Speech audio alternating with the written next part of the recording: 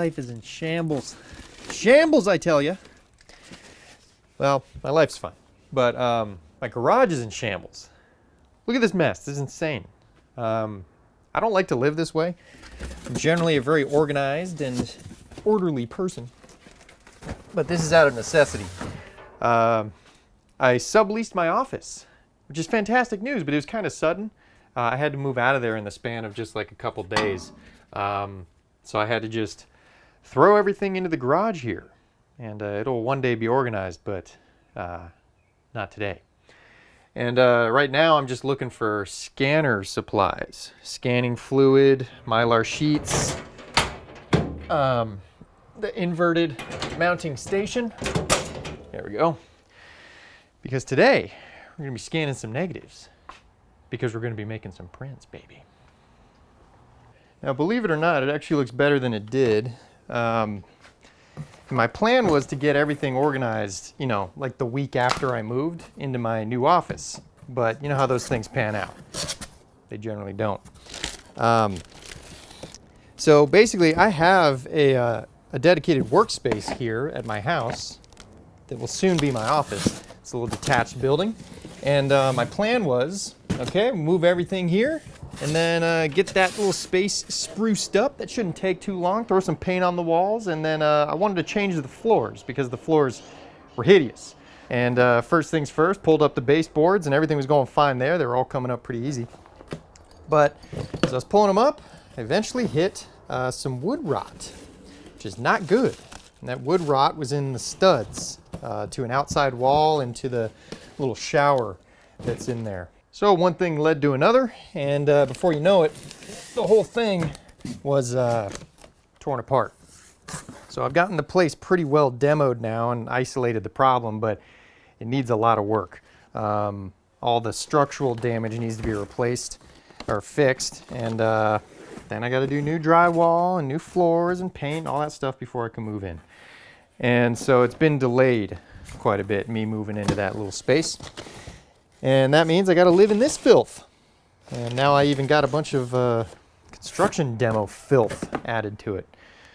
The real upsetting part for me, though, is the online course that I promised you, the large format photography online course. That's going to be delayed a bit too, because right now I don't even have any place to film the instructional videos. And believe you me, no one wants that course out right now more than me. So I'm pretty unhappy about that. But you know, we're not here to talk about that. We're here to talk about prints. So once I can find all my freaking supplies, we'll get to it.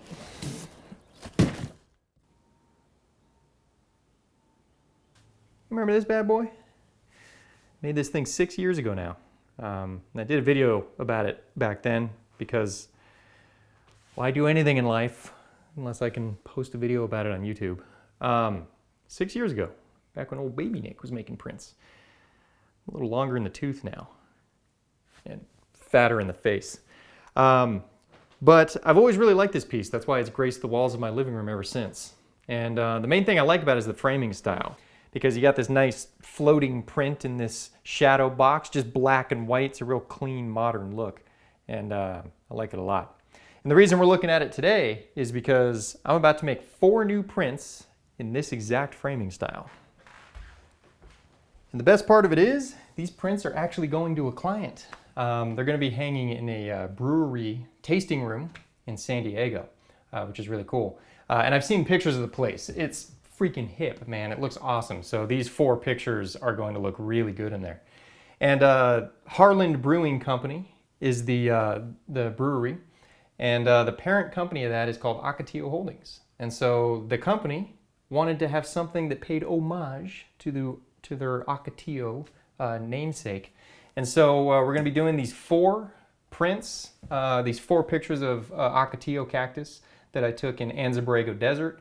And did a video on that one too, if you want to check that out. But when I took these pictures, I went for a really grungy look. So I shot real high contrast black and white, meaning I pushed the film and added a red filter, and that boosted the contrast like crazy, and also added some grain by pushing the film.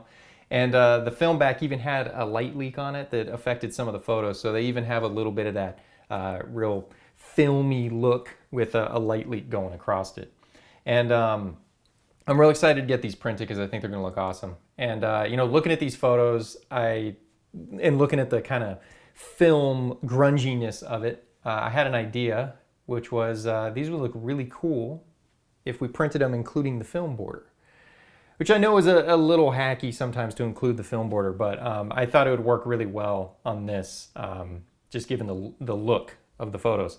So I suggested to the client, hey, you know, these look really cool if we printed them with the film border where it says Ilford and it's got the frame number and all that kind of stuff. And because my client is awesome, he said, yeah, that sounds great. Let's do it. So we're going to be printing these with the film border, which is really cool. Now, anytime I'm going to be making a framed piece, I like to have a mock-up first to get a rough idea of like the proportions and what size frame would look best and all that. And you know, super tall media, which I've used before, has great templates for doing mock-up framed pieces, but I didn't happen to have one that would match this framing style, so I had to make my own. And so I'll show you real quickly how you can do a simple mock-up. Doesn't look nearly as good as the super tall ones, but it'll get the job done. So first off, I take one of the files. This is just a low-res scan. We're not going to print it from this. It's just going to be for the mock-up. And I export that out of Lightroom, just full size. Then I'm going to bring that into Photoshop. And I'm going to resize it to the print size we're doing, which we're going to do 24 by 24 inch prints, including the film border, but 24 by 24 inch. So that's a 10x blow up, roughly. I'm going to be doing it on my Epson. I've gotten plenty good 10x blow ups out of my Epson before. I know. I feel like I can hear everybody now, oh, the Epson's such a piece of crap, like it's not sharp enough, do it with a DSLR. I've gotten great results, 10x blow-ups with the Epson, so that's what I'm going to do. And I much prefer that method. If I did a DSLR scan, I have to stitch multiple scans together, and I'm going to punch myself in the head if I have to do that. So anyway, so we're going to do a mock-up here. I'm going to size it to 24 by 24 inches at 72 pixels per inch. And the reason I'm doing 72 pixels per inch, which is way too low for printing, but since it's a digital mock-up, that'll be fine because that's going to keep the file size small enough to email, to send to the client. And I'll still be able to work in inches, but the file isn't going to get huge. So 72 pixels per inch at 24 by 24. That resizes the file. Now I need to add the film border. So what I'm going to do is adjust the canvas size. And the film border on 120 film, which is what this is about 1/8 of an inch long, or 1/8 of an inch wide. So blown up 10x, it's going to be roughly 1 1/3 inches, 1 1/4 inches, something like that. I'm going to go with 1 1/3 inches. So 1 1/3 inches at both sides, that's 2.66 I have to add around the image here. So that adds the film border. And now I need to make the frame. So we've decided on a 31 by 31 inch frame. So I'm just going to create a new document, 31 by 31 at 72 pixels per inch with a white background. And this is now my frame canvas. Let me separate these so we can see them. Okay, there we go. And on this frame canvas, I'm actually going to separate the background as its own layer because we're going to have to add the frame in a minute. Now, before I can drag the picture onto the white background, remember we added the border, which made it bigger than 24 by 24 inches. I need to put it back down to 24 by 24 inches because I'm planning on including the border in that 24 by 24. So just with image size, I'm going to bring it back down to 24 by 24, and then I can drop it on the frame canvas. So that's giving me a good idea of what the mat is going to look like around the print. But we need to add the frame too, and the frame is about 1 1/4 inches. So that means I need to add to the canvas size 2.5 inches because I need to account for the 1 1/4 inches on both ends. And then I'm going to create a black background layer to account for the frame. So we now have our mocked up piece. It's a little simplified. I would actually like to see some shadowing here so I can get a sense of the depth of it. So on the picture layer, I'm going to double click and add a drop shadow. And I'm going to do just a real big, soft, faint shadow coming in at a bit of an angle. Don't want the distance too far. Yeah, just something real mild just to give a sense of it floating off of the background. Okay, and then I'm also going to add an inner shadow to the frame canvas. So on the white layer, I'm going to double click and do an inner shadow. And again, just kind of mess with the settings until it looks kind of natural.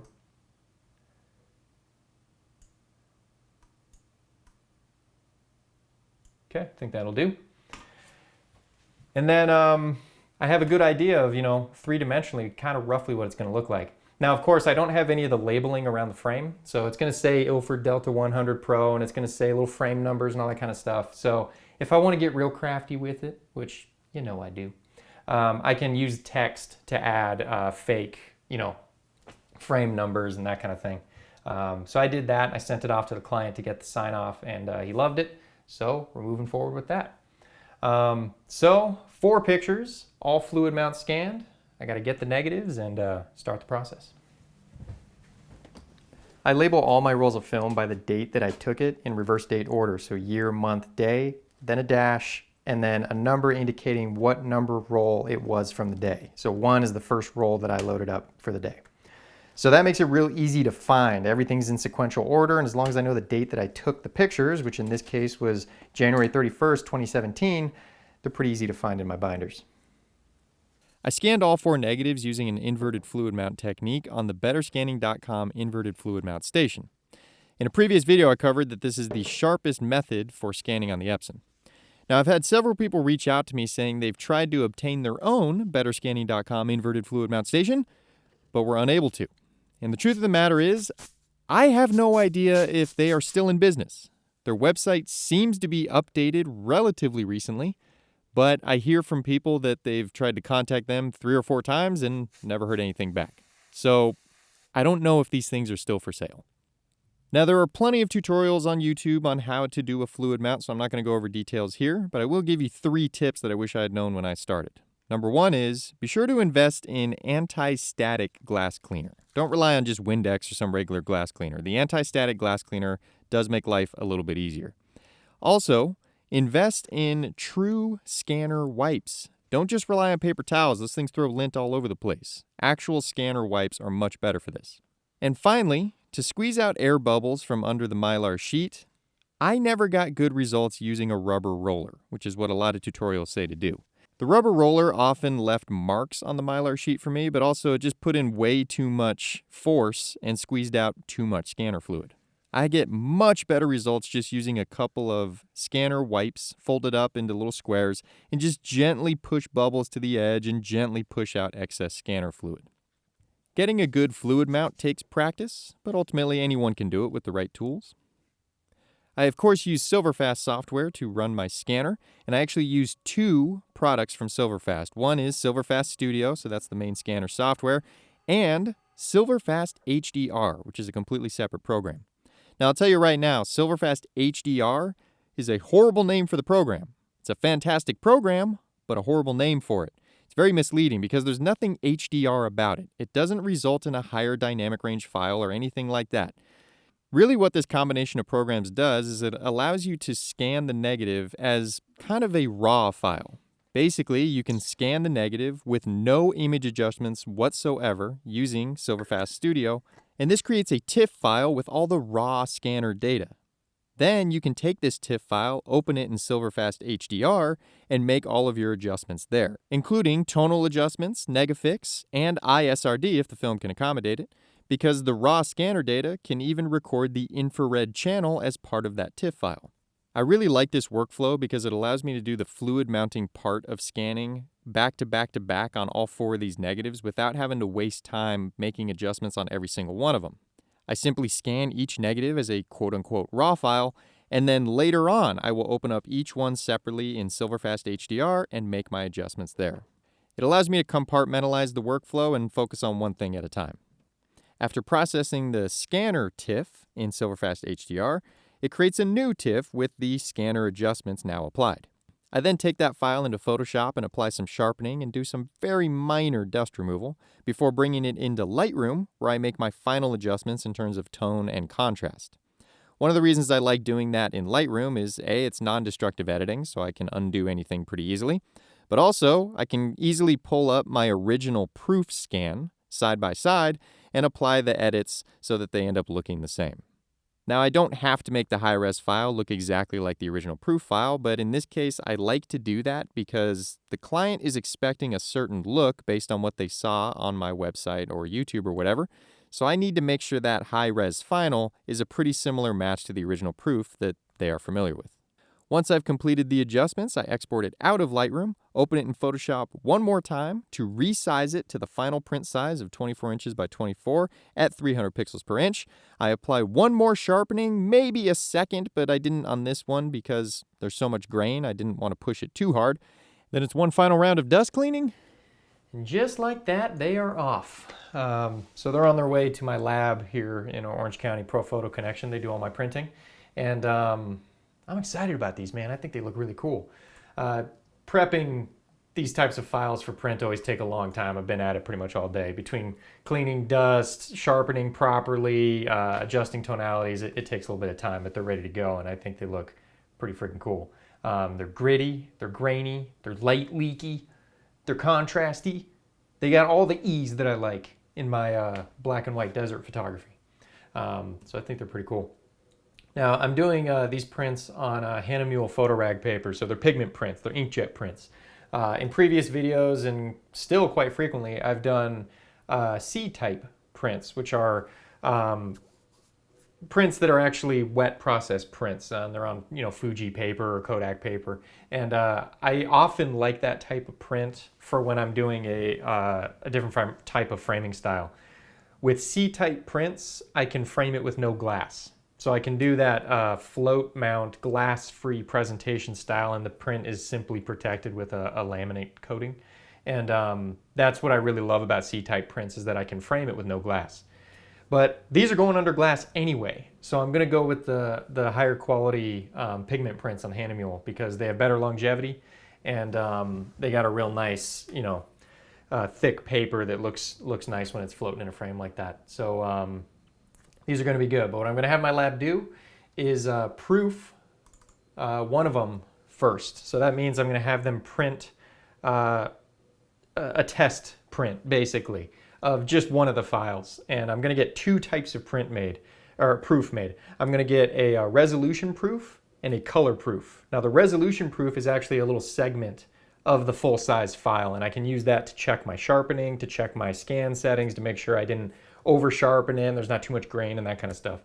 But then I'm also going to get a color proof, which is the full picture but just shrunken down, to a little 8x10, so that I can check tonalities and contrast and make sure that looks good. I want to check both on these because they are so high contrast and they're pretty big blow-ups. I really want to make sure the resolution is good, and I want to make sure the tonalities are adjusted right. And then that way I'll have a chance to fix them before we go for the big prints. But I think they'll be good. I've done enough printing now that, I generally don't have to adjust after I see the proofs. I'm pretty good at knowing what I'm going to get based on what's on my screen.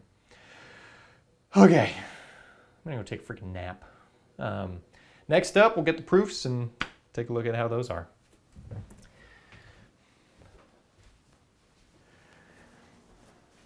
All right, so here are the proofs. You can see we have two of them here, a color proof and a resolution proof. And the color proof is the full-size image shrunken down. Of course, there's no color in this image, but I still call it a color proof because typically what I'm checking for is color balance on a color photo. But on a black and white photo, I'm really just checking contrast and tone curve, making sure there's detail where there should be and there isn't detail where there shouldn't be. So just overall brightness and contrast. And then the resolution proof, you'll see, is a snippet of the full-size image. Now, both of these are useful because they allow me to gauge two different things, which is the tonalities and then the sharpness and grain separately. Now, the tonalities, that's easy one to judge. You just look at it and decide, okay, is that how I wanted it to look in terms of tones and contrast? And this looked good to me. So I said, awesome on the tones and contrast. The resolution proof is a little more difficult to analyze. And I've talked about this in a previous video, but basically when you get a resolution proof like this, the temptation is to take it and just like analyze the crap out of the sharpness and grain from a millimeter away. Because we're photographers, that's what we like to do. We like to really get super insane about sharpness.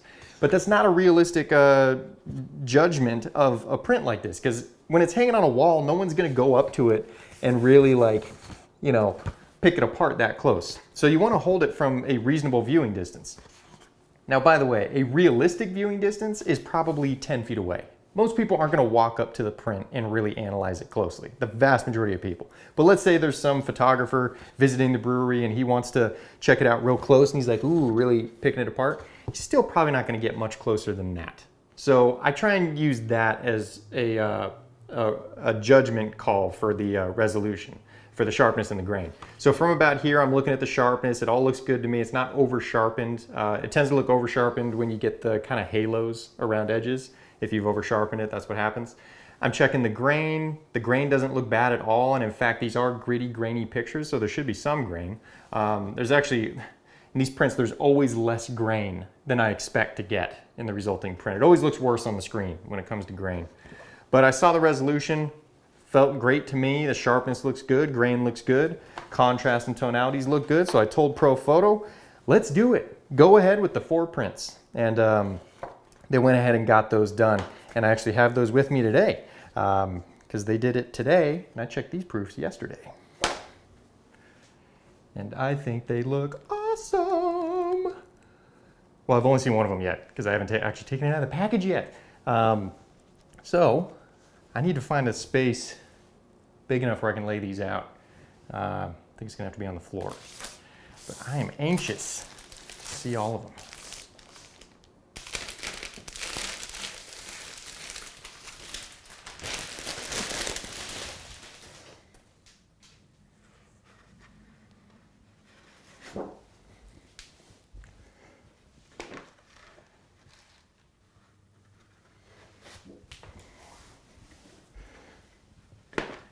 Man, these look great. I'm really happy with them. Now the real danger with laying them out on the floor like this is the 2 lunatics who would almost definitely destroy them if they had a chance. So I locked them out. But man, these look freaking awesome. The border came out great. The resolution on these is awesome. I really think the client's gonna love them. Now I normally sign my prints, but I'm actually not going to do that on these ones because I don't want to sign on the black border because that would look weird, and I don't want to sign on the image because that would look weird. And we're not including the white border in the framed piece. ProPhoto added the white border for me. That's actually going to help the framer for when they mount it, because then they can mount it and then trim it right to the black border edge. But if it's trimmed all the way to the black border edge, when they go to mount it, they don't have any breathing room to trim off some of the mount behind it. So there won't be any white border, therefore really no place to sign. But so be it. I'll let the artwork speak for itself without me putting my big stupid signature on it. So I actually have an appointment with my framer tomorrow to get these things going. And it'll be easy because that framer did the other piece. So I'll be able to just show him a picture of it and be like, hey, you remember this? And he'll politely say yes, but probably won't actually remember it. And I'll say, can you do it just like that? And he'll say, sure, buddy. And then he'll take it from there. So I'm excited, man.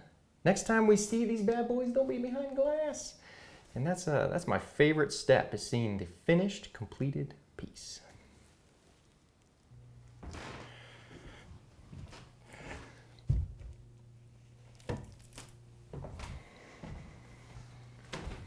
Well, here they are in all their framed glory. And they came out just awesome. They look just like the mock-ups. Imagine that. I think we did the right proportions on matte to frame. I really like them. They're clean, they're modern, they're gorgeous, baby. And I think the client's gonna love them.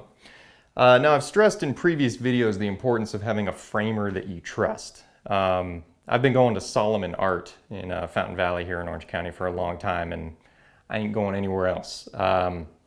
You know, don't bring your frame stuff to Michael's or something like that. Go to like a real tradesman of a framer. They're reliable, and the quality is, you know, just far superior. Like they had a hard time tracking down the molding. They didn't get it in until yesterday, and they still delivered it on time. So consummate professionals.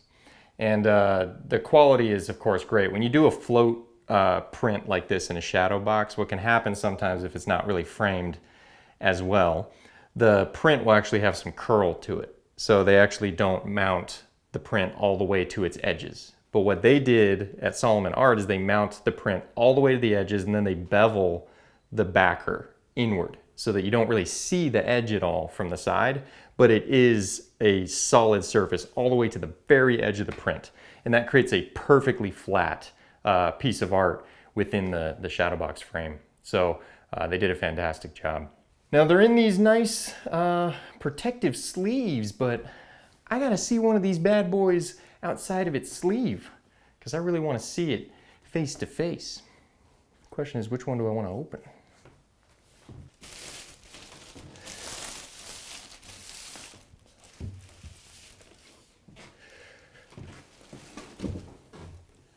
So at the risk of making the most obvious statement of the century, these look way better without the plastic on. Really? Do they, Nick? Do they look better without the plastic on? God, clean, new, fresh. Love it. I actually realized I need to unwrap all these because I'm going to be affixing these stickers to the back of each piece, which has the image title, edition number, serial number, and then my signature and date. Because I didn't sign and number the front of the print, I want to have some sort of identifier on the back so that everyone knows who made it, I guess. So I'm going to unwrap all these, apply those stickers, and then wrap them back up because in 2 days, it's time to deliver. I'll be driving them down to San Diego myself this Thursday.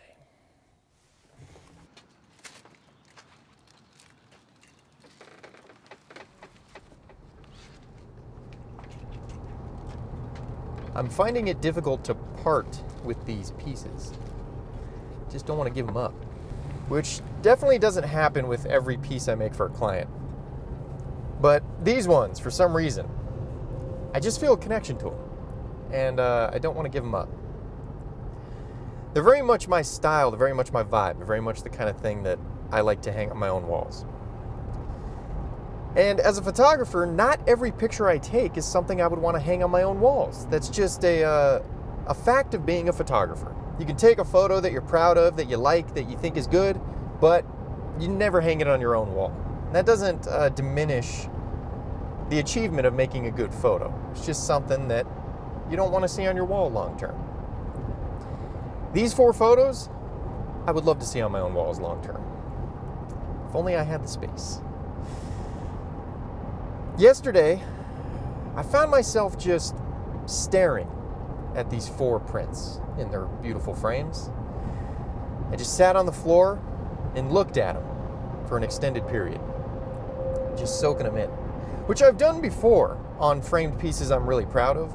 And it's almost like a feeling of disbelief that this thing now exists in the real world. It's tangible. I can feel it. I can touch it. I can look at it with my own eyes. There's something so magical about taking something from your brain, something that didn't exist except for in the ether of your brain, to take it from brain to camera to negative to scan to print to frame. From brain to frame. Ooh, that's a good one. I'm going to trademark that. That feeling of taking something whole cloth out of your brain that you've created from nothing and transfer it through all those different levels. That feeling of seeing that tangible, finished piece that exists in real life now. That feeling is unlike anything else. It's not quite happiness. It's not quite satisfaction. It's not quite pride. It's all those things wrapped up together and then some.